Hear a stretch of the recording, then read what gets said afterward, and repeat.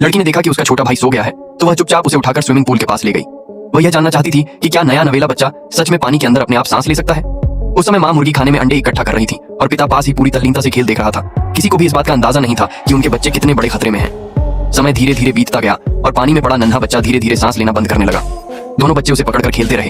तभी अंडे समेट चुकी माँ को कुछ अजीब लगा, क्योंकि उसने देखा कि पूल के किनारे दोनों के हाथ में एक छोटा सा पैर पकड़ा हुआ है।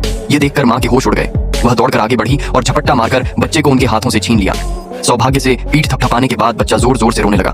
पास खड़ी बहन कुछ सफाई देने की कोशिश ही कर रही थी कि उसे एक जोरदार थप्पड़ पड़ गया और लड़के को भी कसकर तमाचा लगा। तभी पिता को शोर सुनाई दिया, मगर उसे समझ नहीं आया कि हुआ क्या है।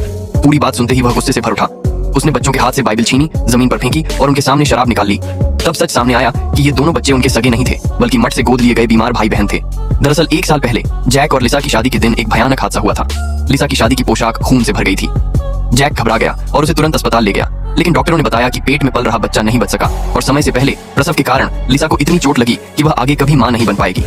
ये सुनते ही लिसा टूट गई और 1 महीने तक खुद को घर में बंद कर लिया। एक औरत के रूप में वह ये सच स्वीकार नहीं कर पा रही थी कि उसकी जिंदगी में अब कभी बच्चा नहीं होगा।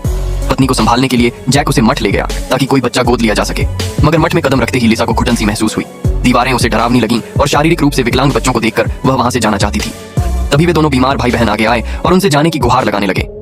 कृपया मत जाइए, हम साथ में बहुत से खेल खेल सकते हैं। अपने बच्चे को खो चुकी लिसा का दिल पिघल गया और उसने दोनों को गोद ले लिया। घर पहुंचते ही उनका कुत्ता वंगचाई उन पर बुरी तरह भौंकने लगा, जैसे उसने कुछ डरावना देख लिया हो, मगर दंपति ने इसे अनजान लोगों पर कुत्ते की सामान्य प्रतिक्रिया समझा। रात को लिसा ने देखा कि घर के हर दरवाजे पर क्रॉस टंगे हैं। उसने सोचा यह बस बच्चों की आस्था होगी, लेकिन जब वह उनके साथ तकियों से खेलने लगी तो अचानक बच्चों ने लाइट बंद कर दी और तकियों से उसका सिर दबा दिया, मुंह में भगवान से बातें बुदबुदाते हुए। लिसा दम घुटने से मरने ही वाली थी कि शोर सुनकर जैक समय पर आ गया और एक बड़ी अनहोनी टल गई। इस घटना के बाद जैक ने दोनों बच्चों से मां से माफी मंगवाने को कहा।